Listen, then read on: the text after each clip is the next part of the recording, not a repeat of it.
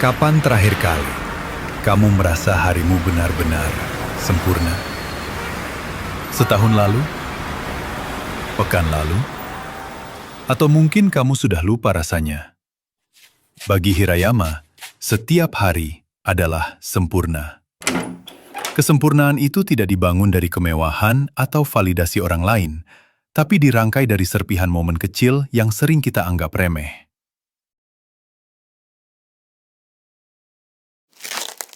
Kenapa di saat kita sibuk mengejar lebih, pria ini justru bahagia dengan kurang? Mari kita bedah rahasia ketenangannya.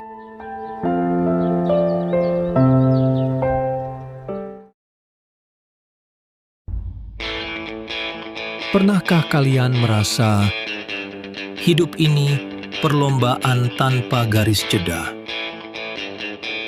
Pagi hari, matamu baru terbuka, notifikasi sudah menyala, seakan sebuah aba-aba.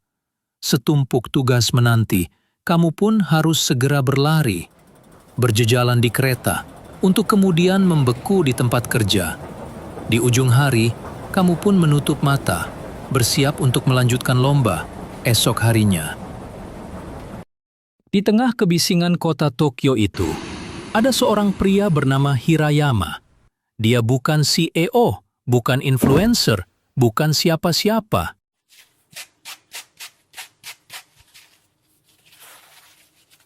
Dia adalah pembersih toilet umum. Pekerjaan yang bagi banyak orang mungkin dianggap sebagai titik rendah dalam hidup. Tapi, coba perhatikan matanya. Ada ketenangan yang ganjil di sana. Di saat kita yang memiliki segalanya merasa cemas, pria yang tidak memiliki apa-apa ini justru tampak seperti utuh sepenuhnya. Mengapa? Hari ini kita akan membedah film Perfect Days. Bukan sekedar sebagai cerita fiksi, tapi sebagai panduan hidup stoikisme modern. Kita akan belajar tentang sebuah konsep yang disebut Marcus Aurelius sebagai The Inner Citadel, sebuah benteng batin. Sebuah tempat di mana dunia luar tidak bisa lagi menyakitimu, karena kamu sudah berdamai dengan dunia di dalammu.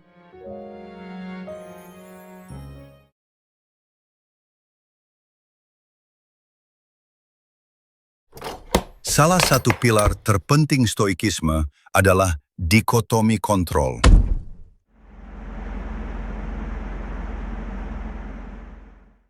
Epictetus pernah berkata, ada hal-hal yang berada di bawah kendali kita, dan ada hal-hal yang tidak dalam kendali kita. Di luar sana, dunia melaju tanpa menunggu siapapun. Lampu kota berderet seperti arus waktu. Manusia bergerak cepat membawa ambisi, kecemasan, dan hal-hal yang tak pernah kita minta untuk terjadi.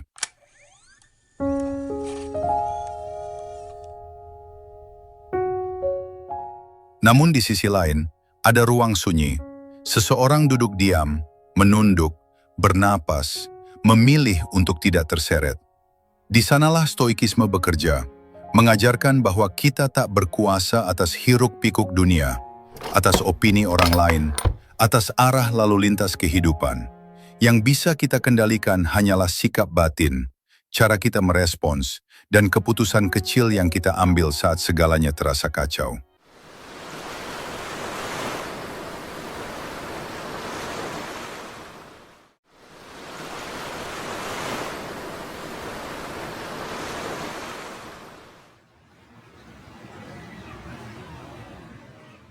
Ketika kita berhenti mencoba menguasai segalanya dan mulai fokus pada irisan itu, tempat dunia luar bertemu ketenangan dalam diri, kita tak lagi hidup sebagai korban keadaan, melainkan sebagai pengamat yang sadar, tenang, dan merdeka.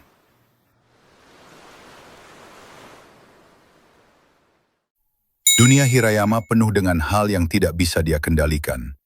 Dia tidak bisa mengatur seberapa kotor toilet yang akan dia temui.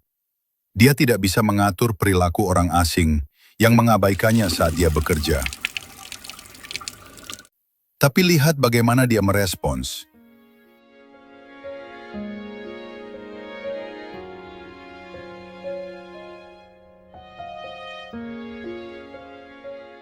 Dia membawa cermin kecil.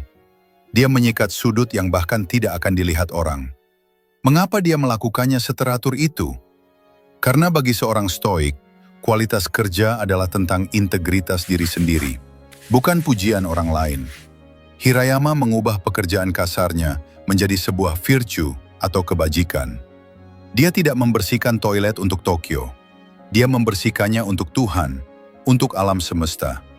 Atau sederhananya, untuk standar moral yang dia tetapkan sendiri. Saat kamu fokus pada apa yang bisa kamu kendalikan, yaitu upayamu, maka kegagalan atau hinaan orang lain tidak akan lagi memiliki kuasa atas kebahagiaanmu.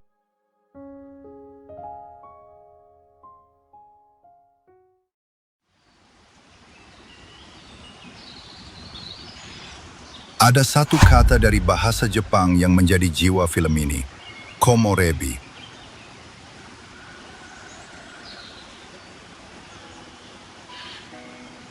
Ini adalah istilah yang merujuk pada cahaya matahari yang menembus celah-celah daun pohon yang tertiup angin.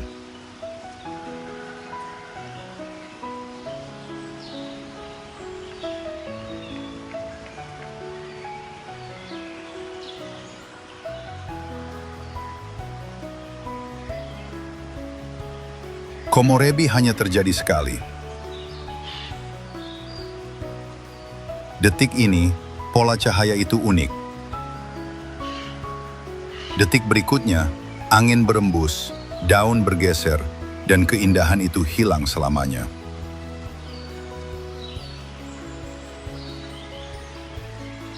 Hirayama memotretnya setiap hari dengan kamera analog.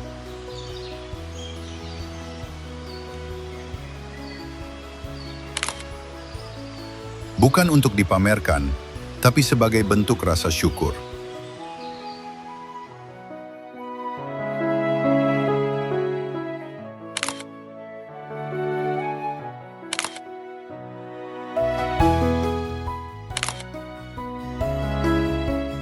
Lebih dari sekadar fenomena visual, komorebi juga mencakup perasaan tenang, damai, dan puitis yang muncul dari pengalaman mengamati cahaya alami tersebut. Ini melambangkan keindahan sementara dan hubungan antara terang gelap serta harapan di tengah kesulitan. Dalam filsafat Stoik, ini berhubungan dengan amor fati yang berarti mencintai takdir. Bukan sekadar menerima takdir, tapi mencintainya. Hirayama tidak menunggu akhir pekan untuk bahagia. Dia tidak menunggu pensiun untuk tenang. Dia menemukan surga di sela-sela shift kerjanya, di dalam secangkir kopi kaleng dari mesin penjual otomatis. Dia mengajarkan kita bahwa hidup ini tidak terdiri dari peristiwa-peristiwa besar, tapi dari jutaan momen kecil yang sering kita lewatkan karena pikiran kita terlalu sibuk berada di masa depan atau masa lalu.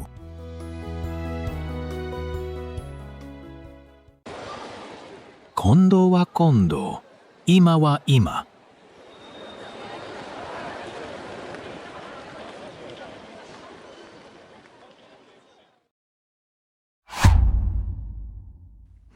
Setiap pagi, Hirayama bangun tanpa alarm. Dia menggulung kasur tipisnya, menyiram tanaman dengan lembut, dan mengenakan seragam biru yang sama.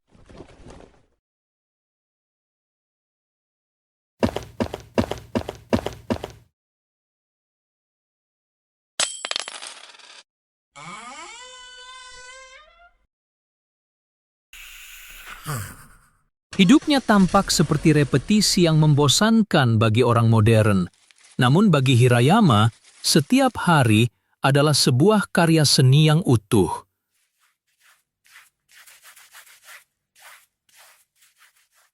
Apa yang dilakukan Hirayama sebenarnya adalah bentuk modern dari ajaran Seneca, salah satu filsuf Stoik terkaya di Romawi yang justru hobi melakukan praktik kemiskinan sukarela.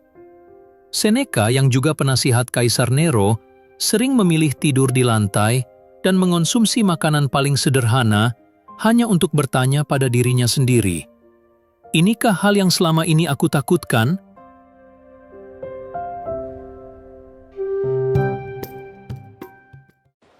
Di era saat kita dibombardir dopamin instan lewat scrolling TikTok yang tak ada habisnya, Hirayama memilih jalan yang berbeda. Dopamin lambat. Di rumah kecilnya yang minimalis, jangan harap menemukan koneksi internet, apalagi konsol game modern. Hiburannya adalah hal-hal yang bergerak lambat.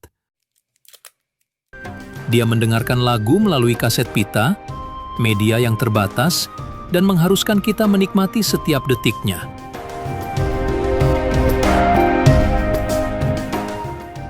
Dia membaca satu buku sampai tuntas sebelum memutuskan untuk membeli yang baru. Hirayama membuktikan satu hal.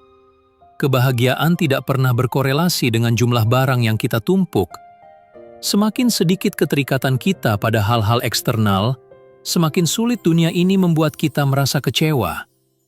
Dia tidak sedang kekurangan, dia hanya sudah merasa cukup.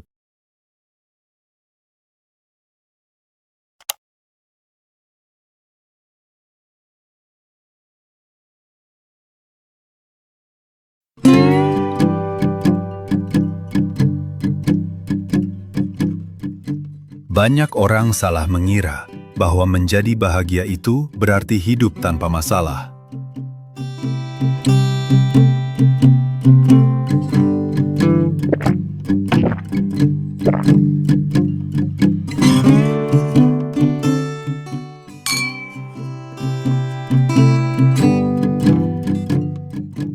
Kita melihat Hirayama dan kita berpikir, "Ah, enak ya menjadi dia."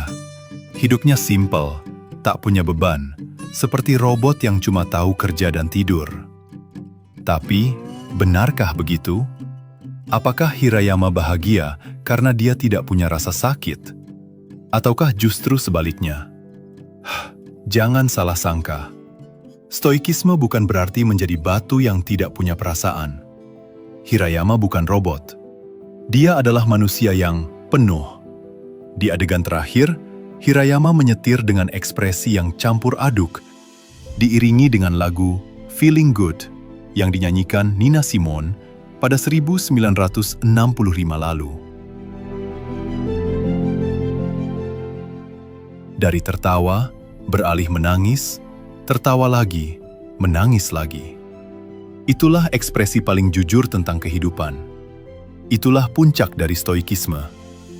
Dan, itulah juga puncak akting Hirayama yang diperankan Koji Yokusho pada film ini, yang membuatnya didapuk sebagai aktor terbaik di ajang Palme d'Or May pada Festival Cannes Film 2023 lalu.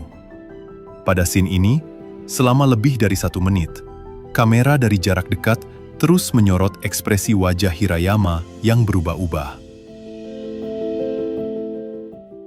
Lewat ekspresinya tersebut, Hirayama seperti ini mengatakan bahwa dengan menjadi stoik bukan berarti akan menghilangkan segala rasa sakit. Alih-alih, menjadi stoik berarti kamu tetap bisa melihat keindahan Komorebi meskipun hatimu sedang hancur. Kamu tetap bisa melakukan pekerjaanmu dengan baik meskipun dunia tidak adil padamu.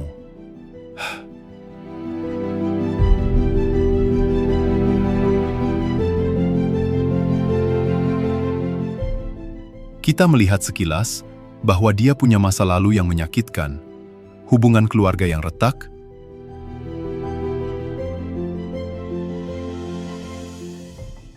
dan rasa kesepian yang nyata yang dia simpan rapat-rapat dalam rutinitasnya.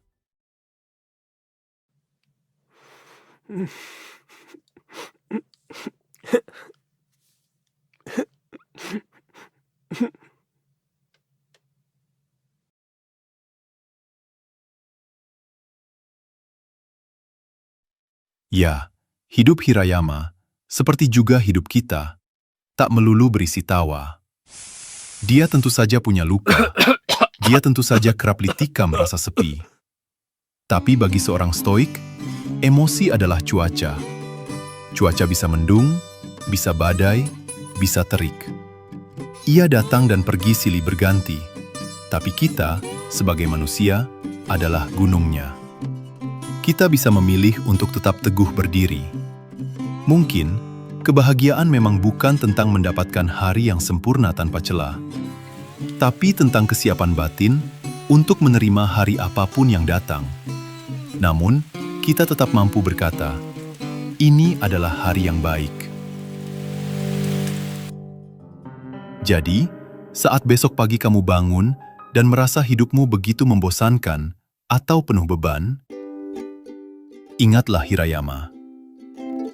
Terima kasih sudah menonton. Selamat menemukan hari yang sempurna, The Perfect Days versi kalian sendiri.